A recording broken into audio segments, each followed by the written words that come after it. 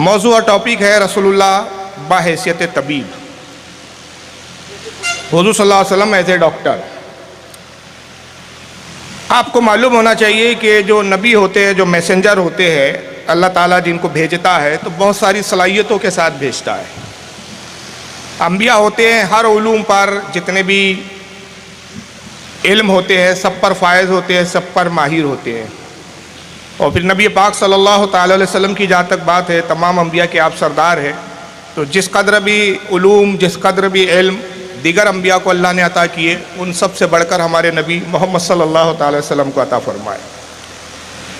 تو نبی پاک صلی اللہ علیہ وسلم کی بہت ساری حیثیتیں ہیں، جہاں آپ ایک پیغمبر ہے، جہاں ایک مصلح ہے، جہاں ایک رحمت للعالمین ہونے کی حیثیت ہے، جہاں پر ایک دنیا کے لیے آپ آئیڈیل ہے، وہیں پر ہی اگر آپ دیکھیں تو آپ رسول اللہ ایک حیثیت جو آپ کی ہے وہ طبیب کی بھی ہے، ایک ڈاکٹر کی بھی ہے۔ اگر ہم حضور کی فرامین کا، یعنی حضور کی حدیثوں کو، جس کو حدیث کہا جاتا ہے، جو آپ نے اپنی زندگی میں جو باتیں بیان کی، اگر ان کا بہت گہرائی سے مطالعہ کرے، اسٹڈی کرے، تو ہم پاتے ہیں کہ نبی پاک صلی اللہ علیہ وسلم نے بحیثیت طبیب بہت ساری چیزوں کی طرف رہنمائی کی، اور کچھ ایسے اصول و ضابطے ہمیں بیان کیے کہ آج دنیا اس پر ریسرچ کر رہی ہے، اور اس ریسرچ کی بنیاد پر بیماریوں کی علاج کی دریافت، بیماریوں کو سمجھنے کا طریقہ آج ڈاکٹر کو ان حدیثوں کی روشنی میں ملتا ہے۔ سب سے پہلے اگر دیکھیں تو بخاری شریف ایک حدیث کی کتاب ہے، قرآن کے بعد جو سب سے عظیم اور بہترین کتاب مانی جاتی ہے۔ بخاری کے اندر رسول اللہ کی ایک حدیث آتی ہے کہ حضور صلی اللہ علیہ وسلم نے فرمایا کہ اللہ تعالیٰ نے جتنی بھی بیماریاں دنیا میں نازل کی ہے، ہر بیماری کا علاج اللہ نے عطا فرمایا ہے۔ ایسی کوئی بیماری دنیا میں ہے ہی نہیں جس کا علاج نہ ہو۔ پھر سوال یہ پیدا ہوتا ہے کہ آج ہم ڈاکٹر سے سنتے ہیں کہ بہت سی بیماری لا علاج ہے، جیسے کہا جاتا ہے کہ بھئی کینسر ایک ایسی بیماری ہے کہ اگر 3rd اسٹیج میں پہنچ جائے تو اس کا علاج نہیں ہوتا، 2nd اسٹیج تک اس کا علاج ہے۔ ایڈس ایک ایسی بیماری ہے کہ اس کا مکمل کمپلیٹلی علاج نہیں ہوتا، صرف پریکاشن لے کر انسان جو ہے زندگی کو اپنی بڑھا سکتا ہے۔ بہت ساری ایسی بیماریاں ہیں جس کے بارے میں ڈاکٹروں کی رائے یہ ہے کہ یہ لا علاج بیماری ہے۔ تو پھر یہاں رسول اللہ کی بات ٹکرا جاتی ہے کہ جب حضور کہہ رہے ہیں کہ ہر بیماری کا علاج ہے، تو پھر بہت سی بیماریاں لا علاج کیوں ہے؟ تو اس کا جواب پھر ہم کو دوسری حدیث میں ملتا ہے، اور یہ حدیث سنن ابن ماجہ کی ہے کہ آقا فرماتے ہیں کہ اللہ نے جس قدر بھی بیماری زمین پر بھیجی، اتاری ہے، سب کا علاج ہے، مگر سب کی بیماریوں کا علاج طبیب نہیں جانتے۔ ریسرچ ہوتی ہے، اور جب علاج تک پہنچ جاتے ہیں تو پھر اس بیماری کا علاج دریافت ہو جاتا ہے۔ تو علاج موجود ہے، ضرورت ہے کہ ریسرچ ہو کر تحقیق کے ساتھ ہم اس بیماری کے علاج تک پہنچ جائے۔ تو علاج موجود ہے، ہمارا نہ معلوم ہونا اس کے نہ ہونے کی دلیل نہیں ہے۔ جیسا کہ اگر میں یہاں کھڑا ہوں اور میں کہوں کہ صاحب امریکہ موجود ہی نہیں ہے، آپ کہیں کہ بھئی آپ کیسے کہہ رہے ہیں امریکہ نہیں ہے، تو میں کہوں صاحب میں نے نہیں دیکھا، تو میرا نہ دیکھنا امریکہ کے نہ ہونے کی دلیل نہیں ہے۔ امریکہ ایکچوئل میں موجود ہے، میری اس تک رسائی نہیں ہے، میں امریکہ تک پہنچ نہیں پا رہا ہوں۔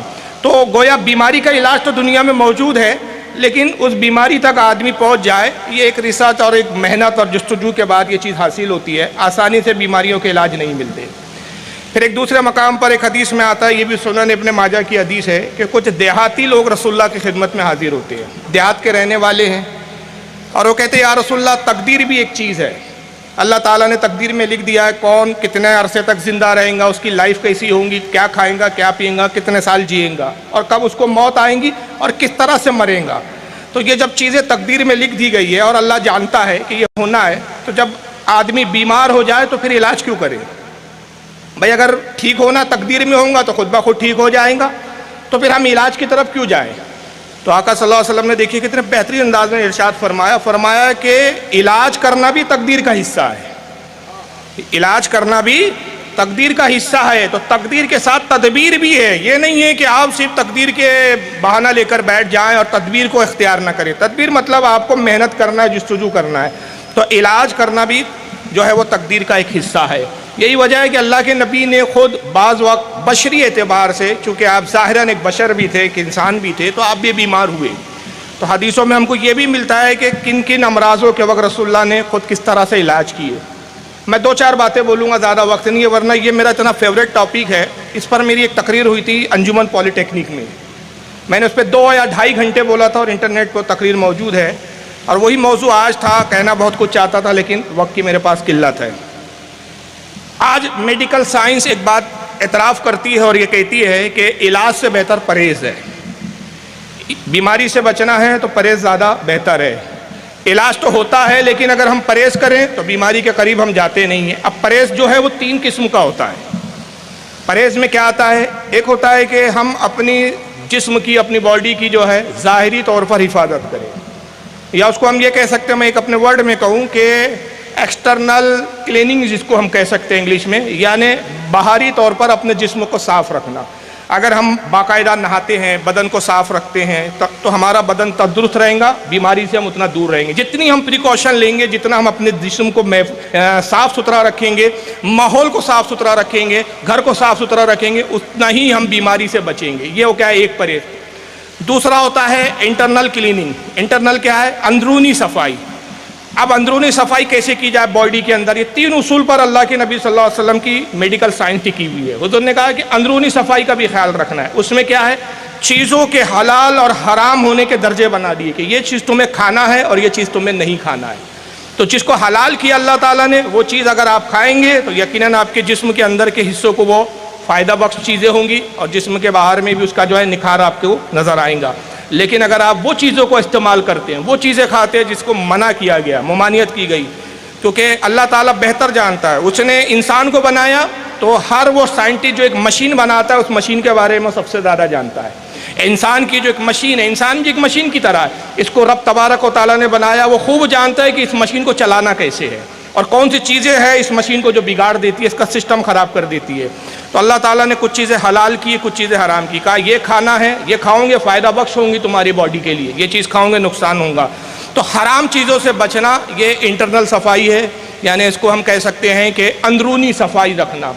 اور تیسری ایک صفائی آتی ہے بیماری سے بچنے کے لیے، جس کو ہم کہہ سکتے ہیں روح کی صفائی. اگر میں اس کو انگلش میں کہوں تو سول کلیننگ جس کو ہم کہہ سکتے ہیں، روح کی صفائی. روح کی صفائی کیسے ہوں گی؟ روح کی صفائی جو ہے وہ کھانے پینے کی چیزوں سے یا اس کے پرہیز سے یا اس کے کھانے سے نہیں ہوتی، بلکہ وہ ہوتی ہے اچھے اعمال، نیکی. اگر آپ اچھے عمل کرتے ہیں اور برے کاموں سے بچتے ہیں تو یہ آپ کی روح کی صفائی ہے. اگر یہ 3 چیزوں پہ آپ کاربند ہے، پابند ہے، تو یہ پرہیز وہ ہے جو آپ کو ظاہری اور باہری ہر طرح کی بیماری سے بچاتا ہے. اب اسی ضمن میں اگر آپ دیکھیں کہ ابھی کرونا کال گزرا ہمارا، تو بیماری سے بچنے کے لیے بہت تاکید کی گئی، بڑے ایڈ کیے گئے اور بہت بڑے بڑے وگیاپن چلائے گئے ٹی وی پر، ریڈیو پر، حتیٰ کہ موبائل کی رنگ ٹونوں میں وہ امیتابھ بچن صاحب کی آواز آتی تھی. اور وہ کیا آتی تھی؟ صاحب ہاتھ دھوئیے. کیوں؟ کورونا سے بچنا ہے تو بچنے کا انہوں نے جو طریقہ بتایا وہ ہاتھ دھونے کا. تو میں حیران ہو جاتا ہوں کہ آج اتنے عرصے کے بعد سائنس اس بات کی طرف ریسرچ کے بعد پہنچی کہ کسی بھی بیماری کے جراثیم سے اگر بچنا ہے، بیکٹیریاز سے بچنا ہے، تو صفائی بہت ضروری ہے. صفائی میں سب سے جو اصلی حصہ ہوتا ہے باڈی کا وہ آپ کے ہاتھ ہوتے ہیں، کیونکہ ہاتھ ہی وہ ایک چیز ہے جو آپ کی ناک کی طرف جاتے ہیں. اگر ہاتھ پہ جراثیم ہو جائے تو وہ بیکٹیریاز جو ہے یا وہ جو کیٹانو ہیں سانس کے ذریعے آپ کی باڈی میں انٹر ہو سکتے ہیں. کھانا کھاتے ہیں آپ اسی ہاتھ سے، غذا کے ساتھ آپ کی باڈی میں جا سکتے ہیں، اس سے آدمی بیمار ہوگا. تو انسان کو بیماری سے بچنے کے لیے سب سے اہم جو چیز ہے اس کی ہاتھ کی صفائی. تو کورونا سے بچنے کے لیے کہا گیا کہ بار بار ہاتھ دھوئیے. مگر آپ دیکھیے محمد صلی اللہ علیہ وسلم کیسے بہترین ڈاکٹر ہے. 1400 سال پہلے وضو ہمیں دے دیا سرکار نے اور کہا کہ تمہیں 5 مرتبہ تو کمپلسری ہاتھ دھونا ہے. اب کمپلسری اس لیے ہو گیا، فرض قرار دے دیا. کیوں؟ کیونکہ مسلمان پر نماز فرض ہے اور نماز سے پہلے وضو کرنا فرض ہے. بغیر وضو کیے، بغیر ہاتھ منہ دھوئے وہ نماز ہی نہیں پڑھ سکتا. عبادت کے ذریعے ہاتھ دھونے کی جو ہے تعلیم دی اور ہاتھ دھونے کو لازم کر دیا. تو گویا اس سے ذہن ملتا ہے کہ 1400 سال پہلے اللہ کے نبی نے خود بتا دیا کہ پرہیز ہی جو ہے وہ اصلی علاج ہے. تو ایک تو یہ ہو گیا ہاتھ دھونے کا معاملہ.